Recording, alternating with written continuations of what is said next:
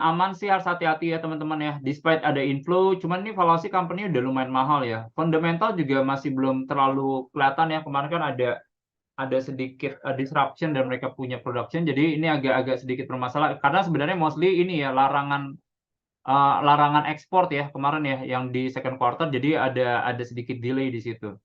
Ciputra ini teman-teman bisa ambil ya, properti lagi banyak ceritanya juga, ini inflow-nya juga ada, menurut kita menarik. Indosat sebenarnya sih company-nya bagus gitu ya, kelihatan ada sinerginya tuh setelah mereka sama Cinsen ada.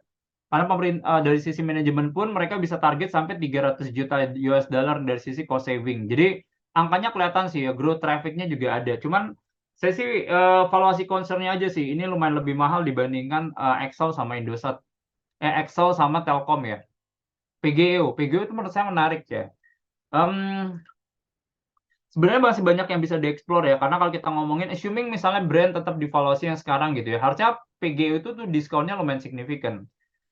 Nah, jadi kenapa kayak menurut saya PGO menarik ya. Pertama, ini company neracanya lumayan kuat posisinya. Terus yang kedua, sebenarnya kalau kita ngeliat capacity kan emang mungkin mereka nggak segede PGO.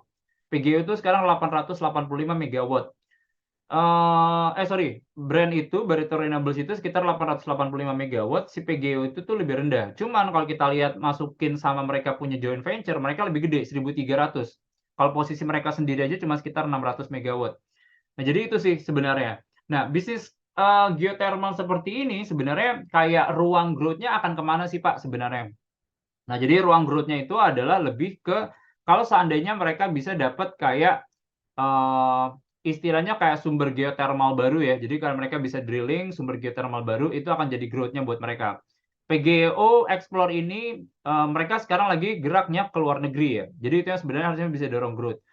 Kedua adalah model pricing-nya ya. Jadi pricing-nya saya kemarin ngobrol, mereka tuh bisa ada adjusted inflation sebenarnya. Jadi kontraknya ke PLN ini kan modelnya panjang-panjang ya. Kayak contohnya saya kemarin ketemu brand, kontrak mereka tuh bisa sampai 2041.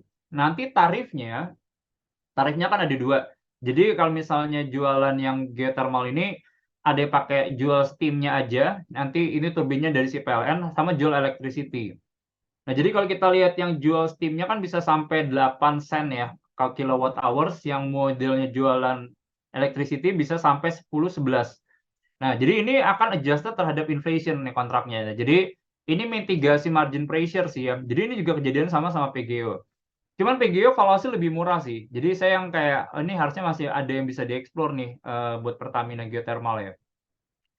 Jadi itu. INKP despite harganya turun